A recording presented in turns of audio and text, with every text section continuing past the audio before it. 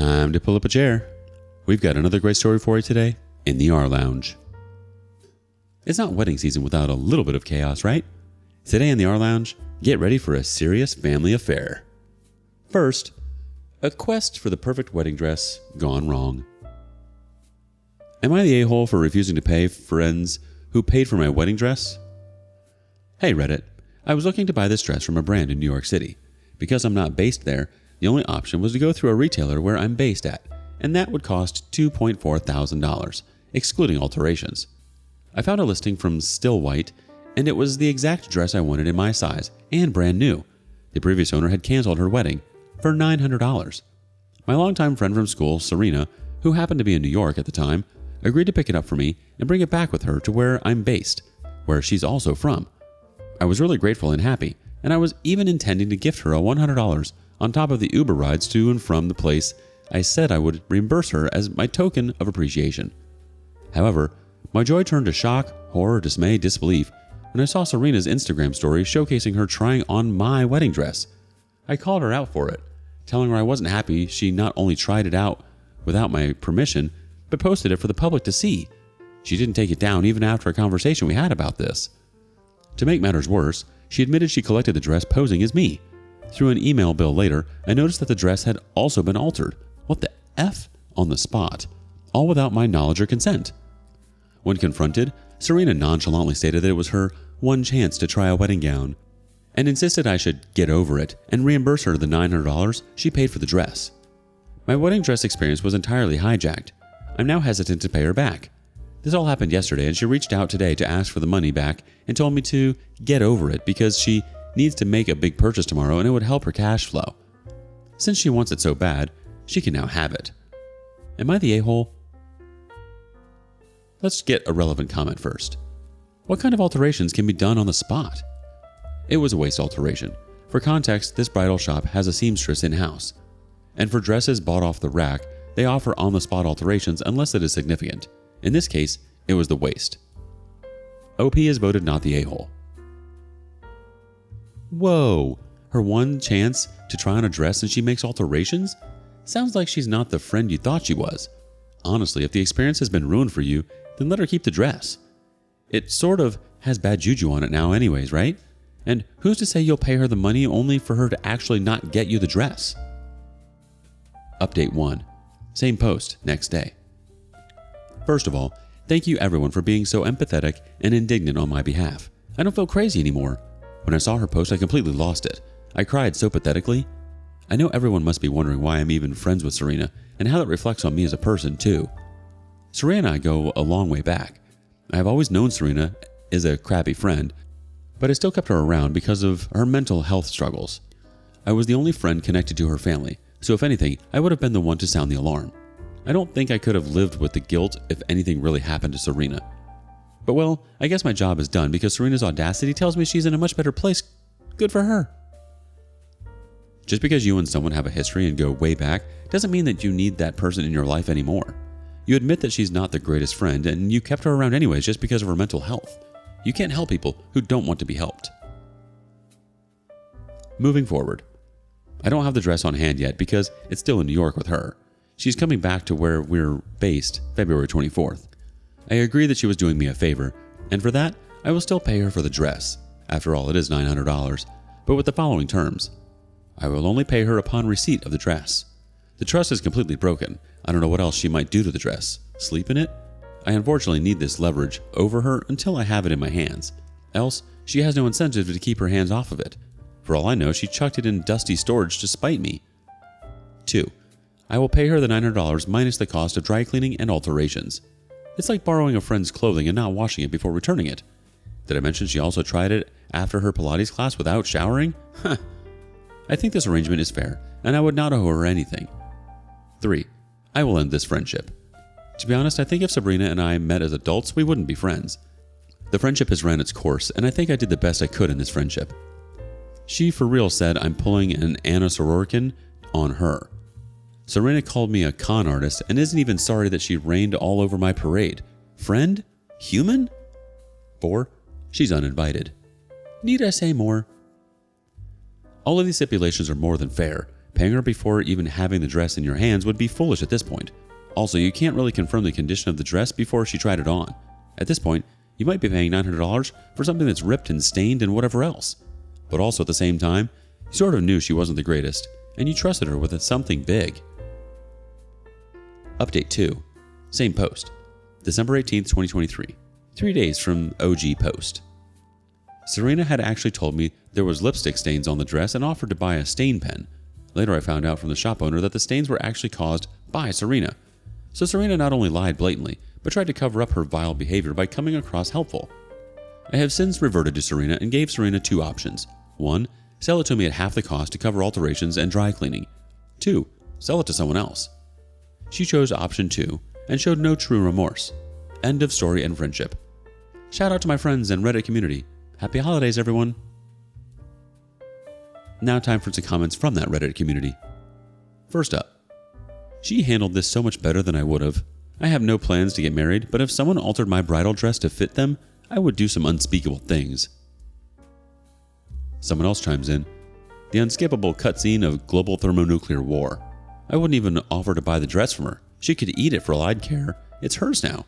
Now she can experience having a wedding dress for her entire life. The same way she can experience being put on blast and blocked by probably the only friend they had. Somehow not even surprised that she couldn't respect you even a little bit and give you a hand. But at the same time, like I said, you sort of trusted someone who hasn't been really good to you to pick up something special. Perhaps this is on you too. What do you think? Would you have trusted her to pick up the dress?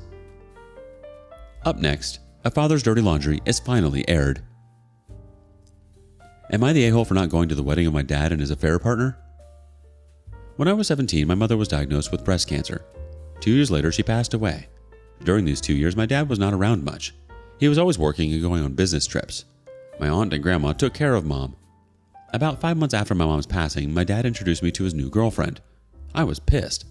I yelled at him at how quickly he moved on from Mom when they decided to tell me they had been in a relationship for 3 years. My dad had been cheating on my mom while she was dying. His business trips were to meet his affair partner.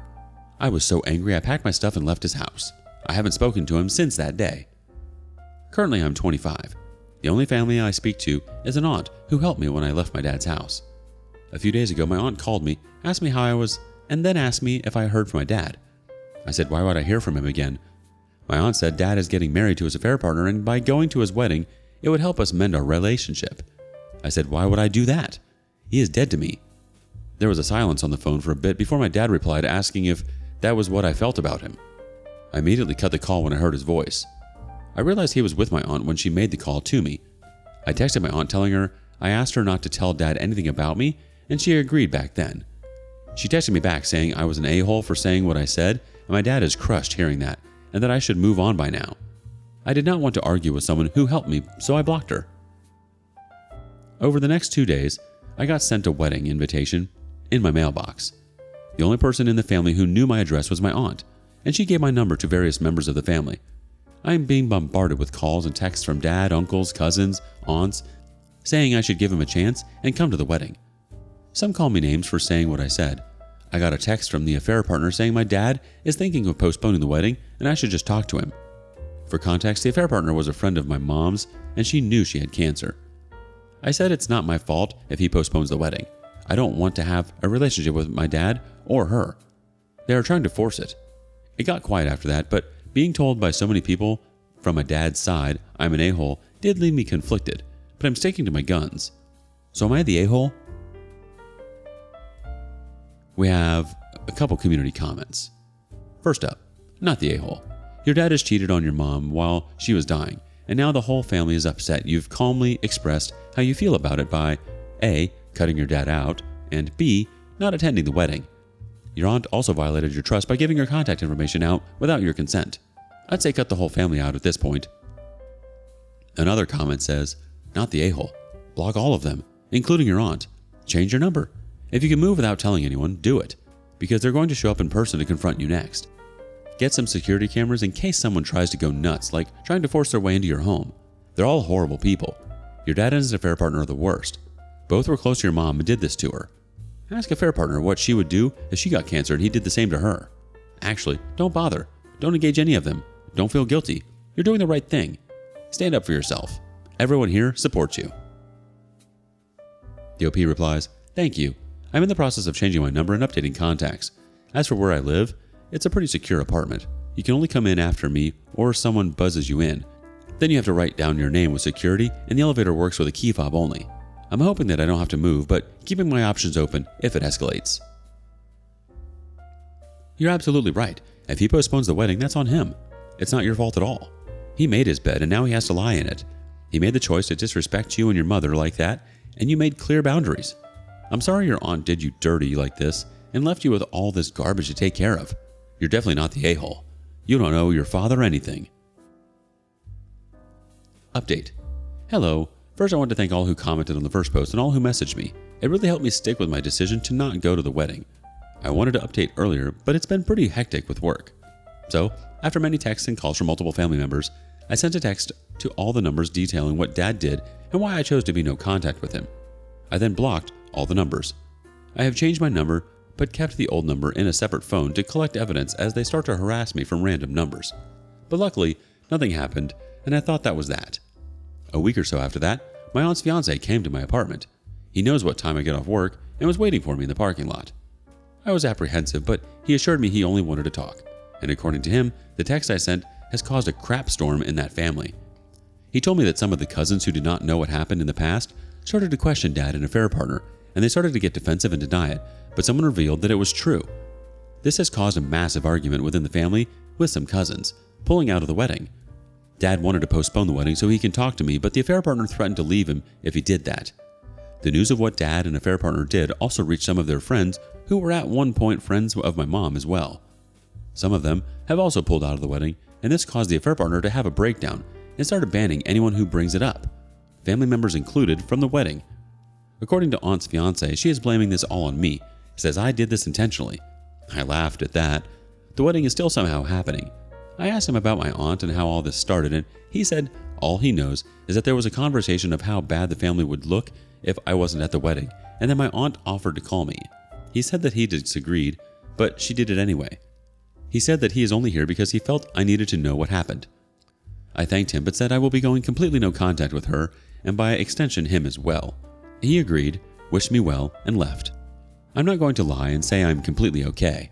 I miss my aunt. I miss my mom. But I know what I did was the right thing. I'm currently staying with my girlfriend and she has been cheering me up by coming up with absurd ways to ruin the wedding. As a lot of you said, I should try therapy, and I'm going to take that advice. Some of the comments have made me realize that I have bottled up a lot of grief and anger. I'm super nervous about it, but I also feel it'll do me good. So once again, thank you all for your comments and advice. Ciao. How is your father cheating on your mother your problem? That's what's so silly about this. They're putting the blame on you instead of actually facing the problem. I'm so sorry about that. You don't deserve this. What do you make of this? And thanks for joining us today. Don't forget to like, subscribe, and click that notification bell before you leave. We'd love to hear your thoughts on today's topic, so feel free to leave a comment. See you next time in the rLounge.